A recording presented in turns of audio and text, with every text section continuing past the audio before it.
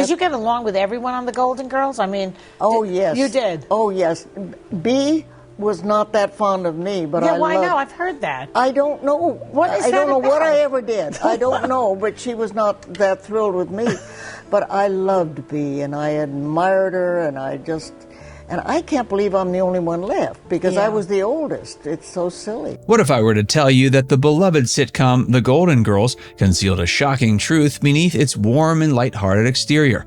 While the show celebrated friendship among 4 women in their golden years, the reality off-camera was anything but friendly.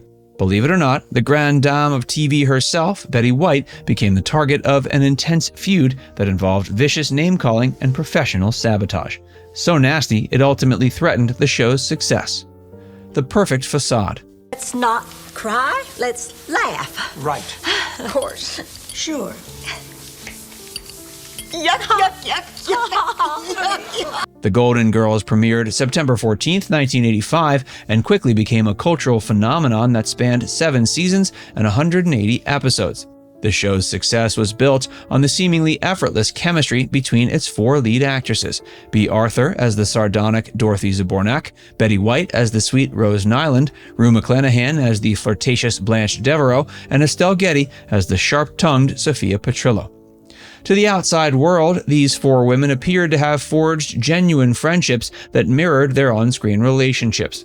The show received critical acclaim through its run, winning 11 Emmy Awards and 4 Golden Globes, with each of the 4 stars receiving an Emmy Award, making it only one of 4 sitcoms in award history to achieve this feat. The series consistently ranked among the Nielsen ratings top 10 for 6 of its 7 seasons, cementing its place as one of television's most beloved programs.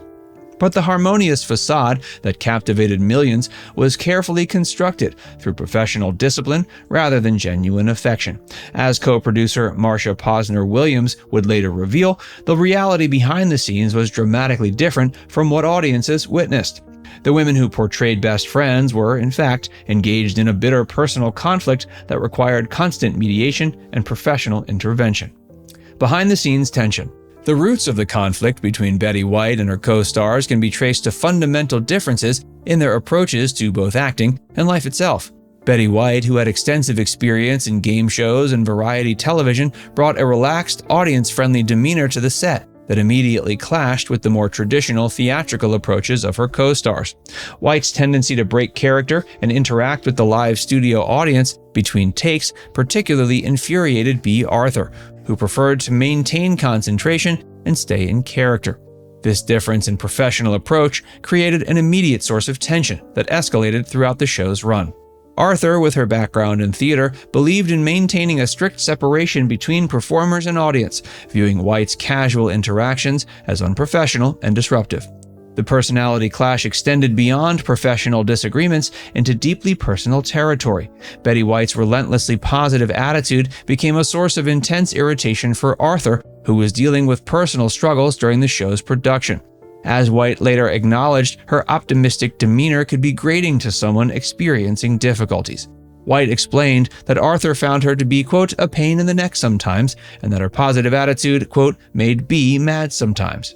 Matthew Sachs, Bea Arthur's eldest son, provided insight into his mother's mindset, revealing she unknowingly carried the attitude that it was fun to have somebody to be angry at. White became Arthur's nemesis, the perfect target for her frustrations, and the person she could roll her eyes about.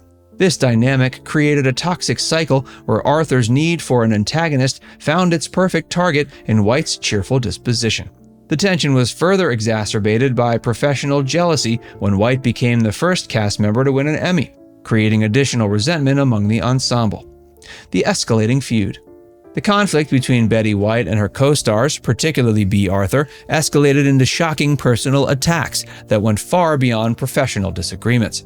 The most devastating revelation came from multiple sources confirming that Arthur regularly referred to White using the most vicious and degrading language possible. Co-producer Marsha Williams revealed that Arthur would frequently call her at home to vent about White, constantly referring to her as that C. Williams recalled Arthur saying, "I just ran into that C at the grocery store. I'm gonna write her a letter," to which Williams would respond, "B, just get over it, for crying out loud, just get past it."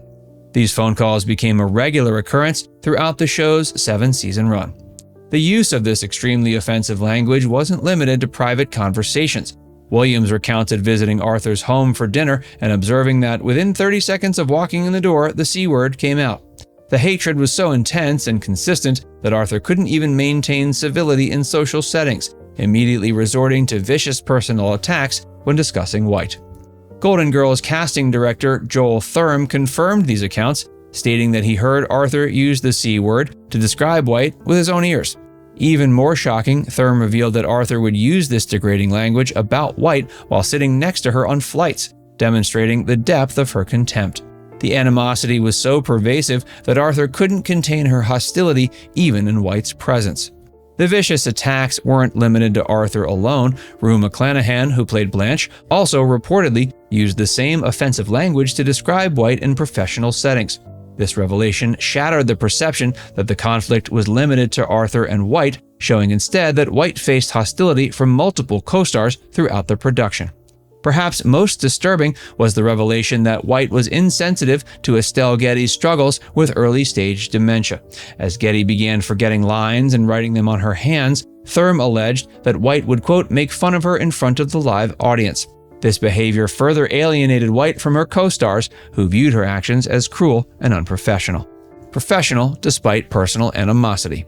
Despite the intense personal hatred that existed between the cast members, particularly toward Betty White, the production of The Golden Girls continued with remarkable professional discipline. Co-producer Marsha Posner Williams emphasized that, quote, when the red light was on, there were no more professional people than those women. But when the red light was off, those two couldn't warm up to each other if they were cremated together. This professional compartmentalization became the saving grace that allowed the show to continue producing high-quality episodes despite the toxic behind-the-scenes environment. The cast members, regardless of their personal feelings, understood that their professional reputations and the success of the show depended on their ability to deliver convincing performances of friendship and camaraderie. Betty White herself acknowledged this professional reality in her 1987 autobiography, writing about the importance of mutual respect and support among cast members. She noted that, quote, from the very beginning, we were each thrilled by the professionalism of the other three, and that, quote, no one had to be carried. This personal acknowledgement demonstrates White's understanding that personal conflicts couldn't be allowed to interfere with the production's success. The lasting impact. Bea, what made you decide that this was it? This was the time to leave? Oh, please. You know, I started out in 1972 with Maude. I have been confined to the box for 20 years now, and I think it's time to leave at the height of this beautiful, wonderful show. The intense animosity toward Betty White ultimately contributed to one of television's most devastating losses, the premature ending of The Golden Girls. The show's conclusion wasn't driven by declining ratings or creative exhaustion, but rather by Bea Arthur's unwillingness to continue working in such a hostile environment.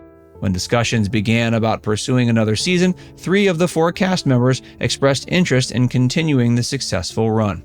However, Arthur's absolute refusal to participate in another season effectively ended the show. While Arthur publicly stated that she feared the show's quality was declining, co-producer Williams strongly implied that the real reason was Arthur's inability to tolerate working with White any longer. Now it's time to hear from you. Does all this make you think of the show differently? Let us know in the comments section below.